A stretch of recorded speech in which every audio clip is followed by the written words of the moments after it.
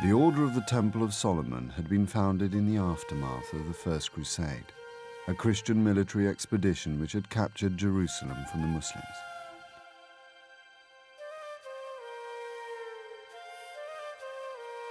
The first Templars had dedicated their lives to God by protecting pilgrims, but the order had soon proved itself to be the most effective military unit in the crusading army.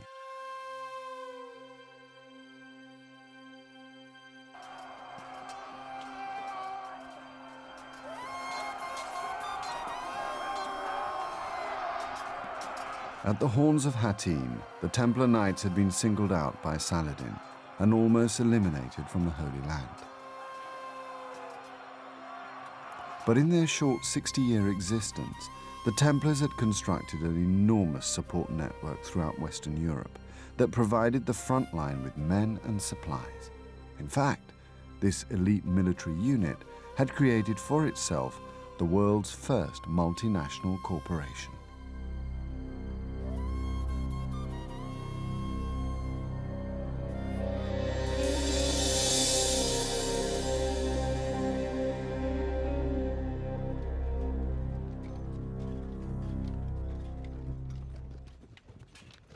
Since the Order of the Temple had first been established early in the 12th century, it had set out to attract recruits and raise funds. Although an individual knight could own nothing, he still needed horses, weaponry, and servants if he was to carry out God's work effectively.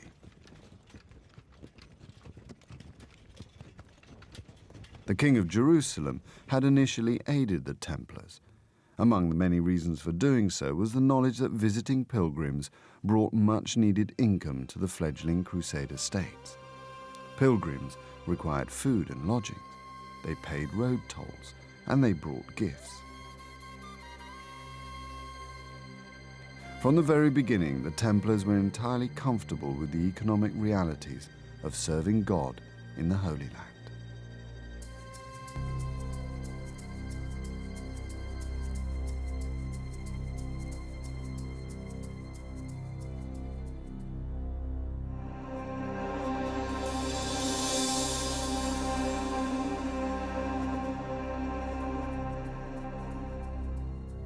The Templar Corporation, or network, began in Western Europe, built up from gifts of land donated by men and women who wanted to protect their immortal souls by supporting the Crusaders in the Holy Land. Many of the earliest donations received by the Templars were from men who wanted to join the order themselves. One of the most substantial donors came from Champagne, in northern France.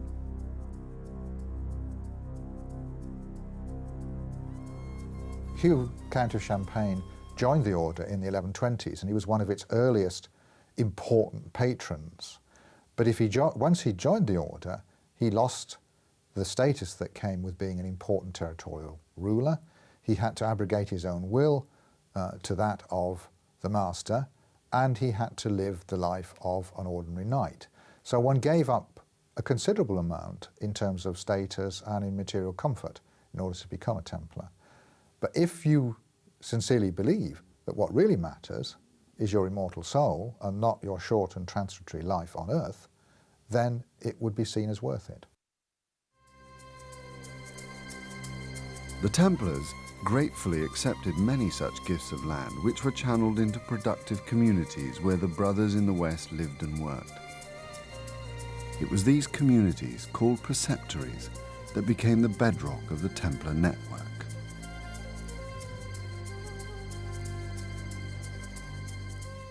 I think that the Templars gave a good deal of thought to the best way of exploiting their Western preceptories for the purposes of supporting their military front line.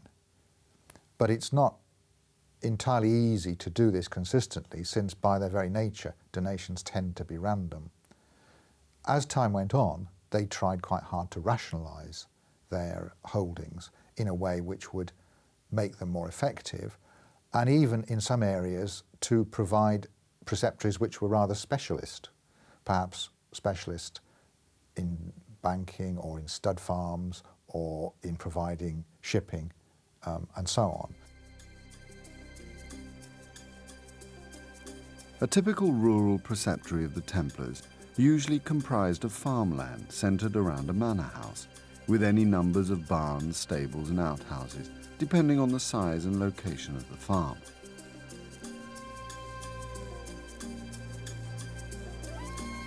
No entire preceptories remain today, but many individual buildings do.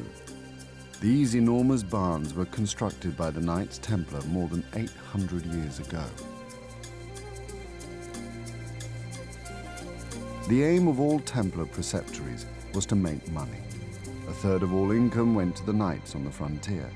Every donation, large or small, was fully exploited for maximum revenue. If they were given unused land, they had it settled and cultivated. New mills, wine presses and ovens were constructed to soak up the extra agricultural produce, and new village and town markets were created. In this way, the economy of an entire region could steadily be boosted. But it also meant that the Templars could take economic control of whole areas as they bought up businesses and land. In the Champagne town of Provins, the Knights Templar would eventually own more than 70 properties.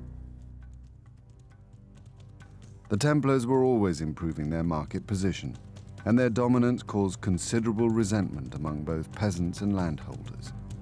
To their rivals, the Templars had one particularly unfair advantage. Their holdings were exempt from taxes or tithes. It was normal for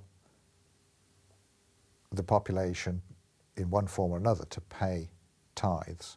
The Templars were granted an exemption from tithe on the land they acquired, which enabled them to grow perhaps more rapidly than they would have done before. So in that sense, they're not paying the proportion of their income into the church, which you might normally have expected them to have to do. Again, the justification here is that the money is being contributed towards the church, it's being contributed towards the Holy War. I think inevitably, however, when somebody gets a privilege, somebody else objects to the fact that they have a privilege.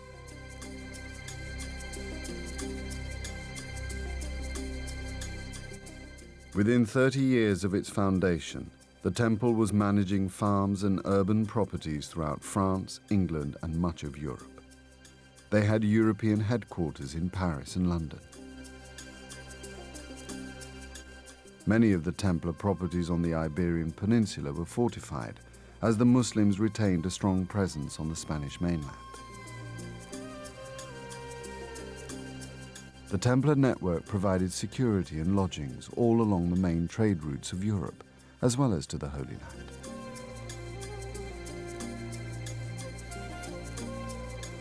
Some of their most important offices were at the main Mediterranean ports.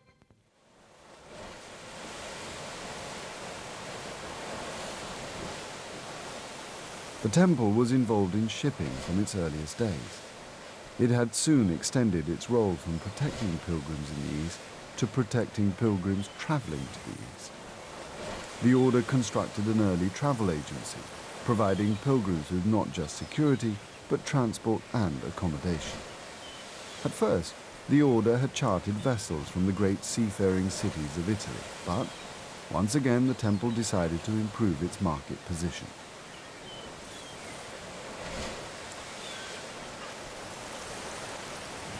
It built its own ships and consolidated its long-distance travel business, an industry it had helped to create in the first place.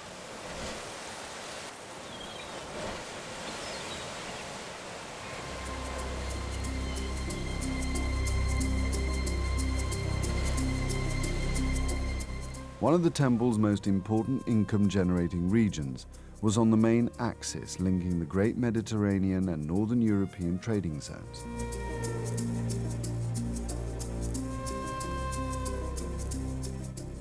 The Champagne region of France, one of the temple heartlands, was a bridge between North and South Europe. It was here that enormous trade fairs developed, which ushered in the dawn of international business.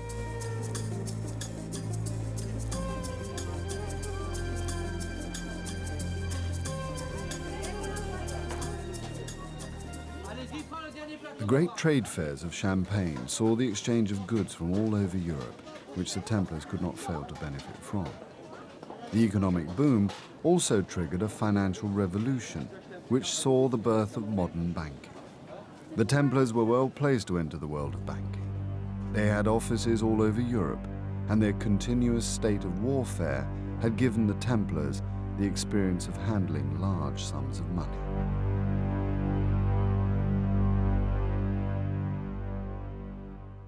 One of the reasons why the Templars were effective bankers was that people trusted them.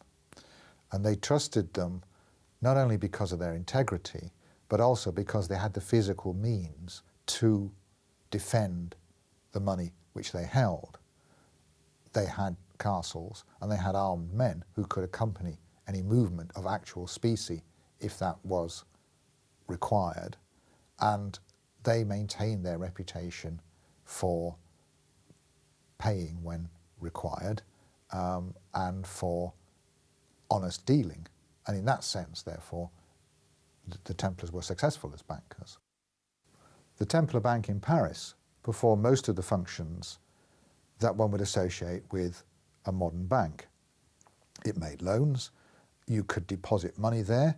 It actually had an open cash desk, which was open many days of the year, particularly when it was most needed, at times when payments were being made at the end of the harvest and so on. It kept separate accounts for people. It was involved in the transfer of currencies. It was involved in investment. So most of the functions you would associate with a modern bank can be seen at least in the Templar banks in Paris and in London, and also in a number of other places as well. They also perhaps went beyond some of the functions of a modern bank, and you could say that they were performing functions you'd associate with a modern accountancy firm, in that they would audit the accounts of the King of France, for instance.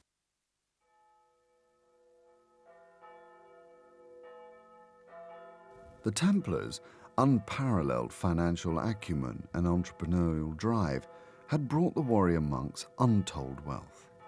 The order had risen to the very pinnacle of society, and they didn't just work for the French crown.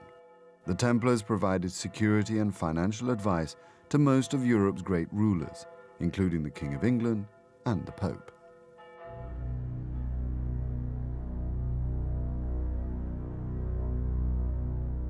But for many observers, there was a difference between what the Templars were supposed to be, poor knights of Christ battling with the infidel, and what they appeared to be, hugely wealthy aristocrats with royal connections.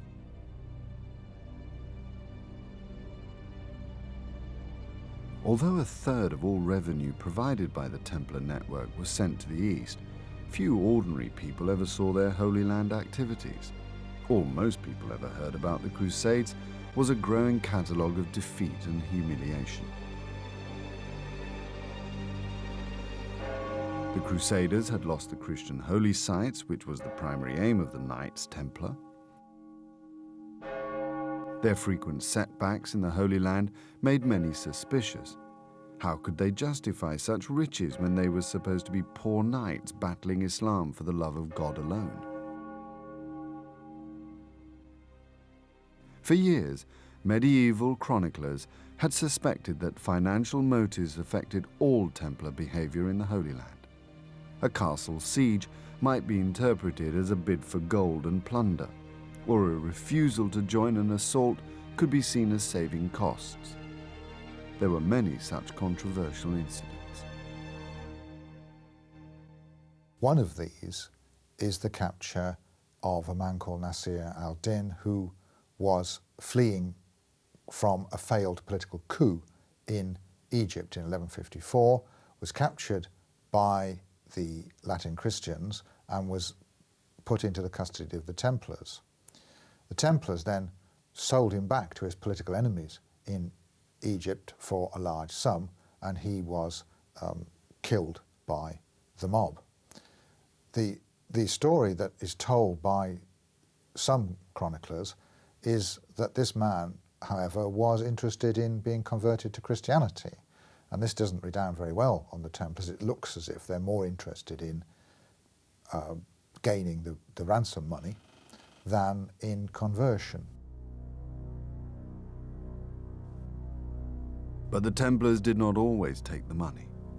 Soon after their construction of a new castle on the Jordan frontier, they received a visitor. The Muslim leader Salah ad-Din came and tried to purchase the castle from the Franks. He offered them a huge sum of money, 60,000 gold coins. And the Knight Templars refused to sell the castle. He augmented his offer to 100,000 gold coins. And the Knight Templars, as usual, boldly refused the offer. They didn't know that within few months, not only that they will lose the 100,000 gold coins, they'll lose the castle and their life as well.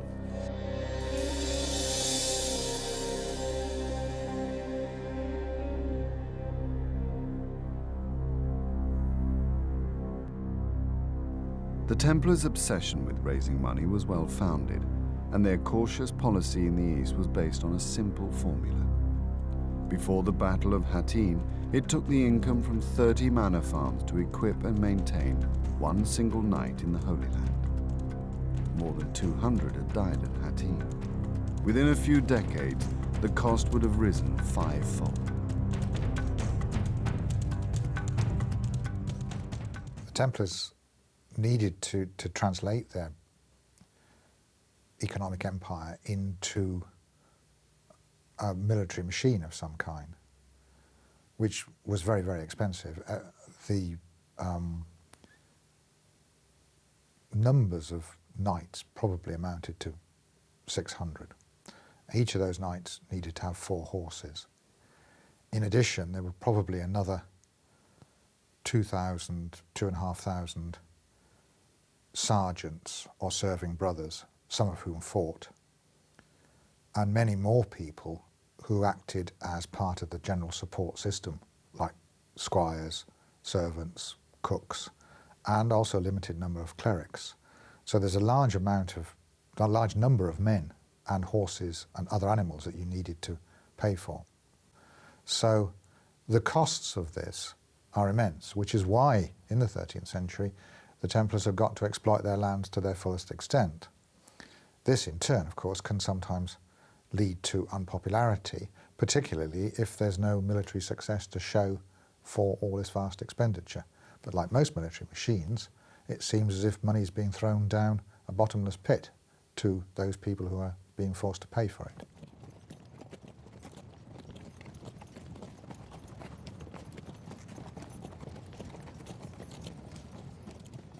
A Crusader knight's single most expensive item was his horse. The Templar force in the Holy Land would have required about 4,000 horses, most of which would have come from the Western network. The Muslims understood the economy of war as well as the Templars, and in battle targeted the Crusaders' horses.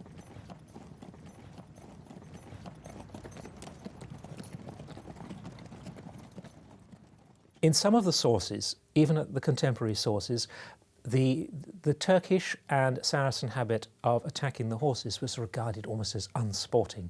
Now, this has been picked up in the 19th century and even today as somehow the Turks and the Saracens are being devious. I have to say this is somewhat unfair because they're entering battle to win the battle. And if you can defeat your enemy by injuring his horse or his horses or frightening his horses, you don't have to kill the man. You're not there, as far as a Saracenic warrior is concerned, to achieve personal glory. You're there as a professional soldier with a rather modern attitude towards the job in hand, and that is to succeed.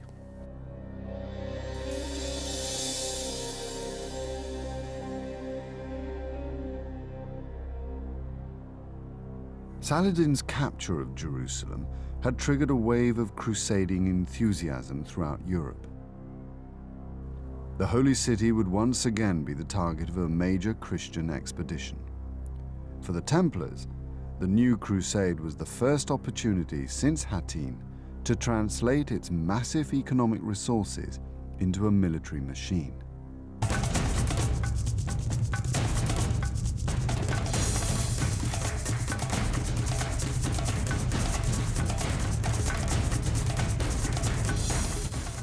The Order of the Temple was integral to the Third Crusade, led by the King of England, Richard the Lionheart, and Philip II of France.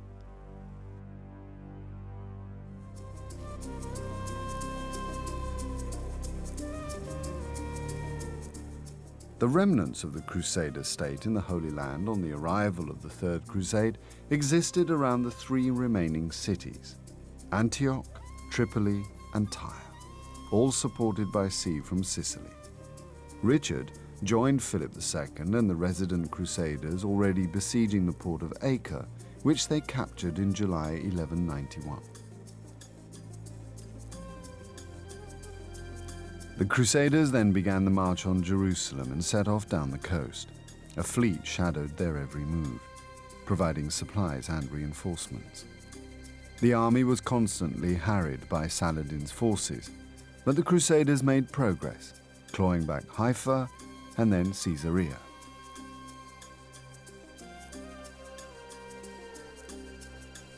On the road to Assur, Saladin attacked in strength. The Crusaders lined up, with the disciplined military orders in the vital stations. The Muslim attack was driven off by a powerful Crusader counterattack. Richard's victory over Saladin meant the Crusader state was once more firmly established in the Holy Land. Richard took Jaffa, but Jerusalem itself was just too vulnerable to Muslim attacks. The Templars had played an essential role in the Third Crusade, providing logistical support, but mainly as a coherent, disciplined military outfit Richard I could rely on at all times. Whatever his many faults, Richard did commit resources and indeed risked his own life and health many times for the cause of the Crusades, and I think he discerned the Templars were equally prepared to make that commitment. The Master of the Temple, Gerard of Riedfort, died. There was a vacancy in the mastership, and Richard wished to extend his influence in that direction and managed to secure the election of one of his own vassals, a man called Robert of Sablé, as master. And from then on, there was quite a close link between the Temple and Richard, and they became a very important part of his army after the taking of Acre and the march south towards, supposedly towards Jerusalem, but which never in fact took Jerusalem.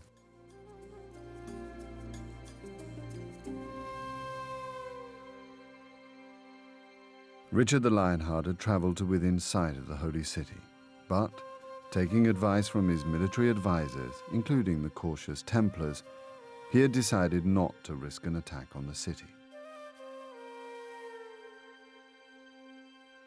1 year later, Richard negotiated a treaty with Saladin, which allowed Christian pilgrims to visit the Church of the Holy Sepulchre.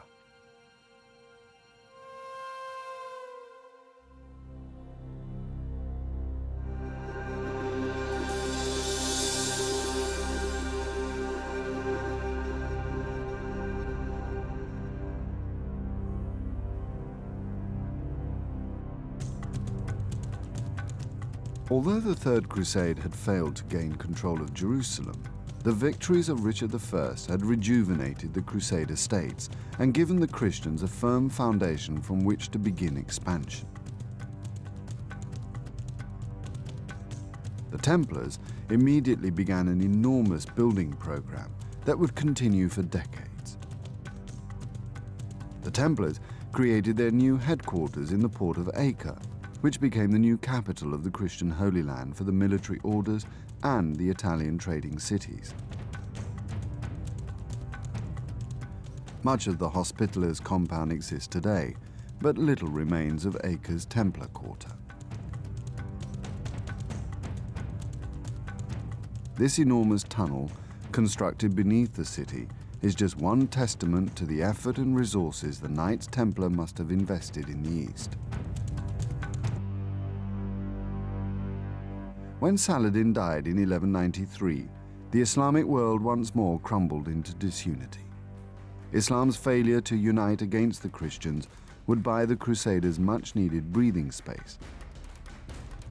But the Christians could never entirely rely on Muslim divisions.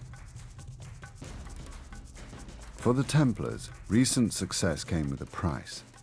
The massive investment needed to man and fortify the newly recovered lands meant expanding the network, a corporation that was growing ever more unpopular.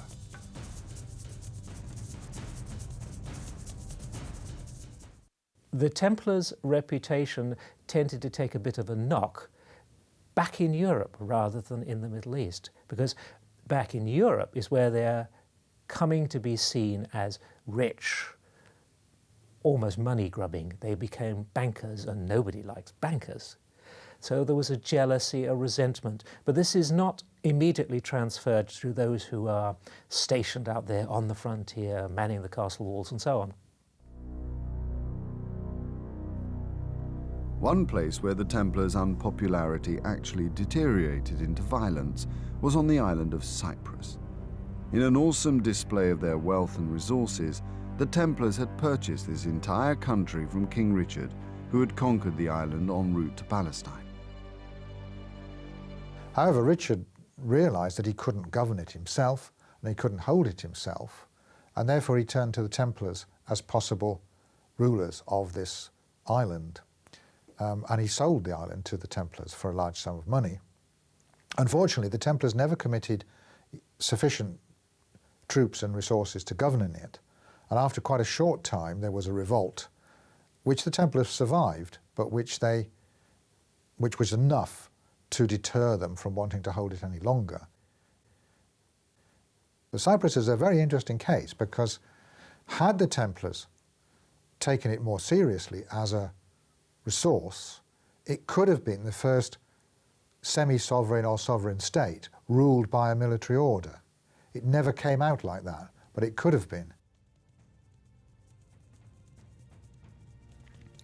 However hard the Knights struggled to justify the vast funds needed to reconstruct and man the defences of the Holy Land, the Templars would never fully shake off the suspicion that they cared more for the acquisition of gold and riches than they did for the land of Christ.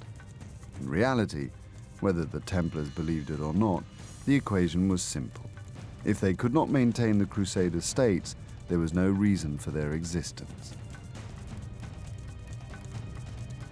The Templars' credibility depended entirely on the survival of a Christian Holy Land.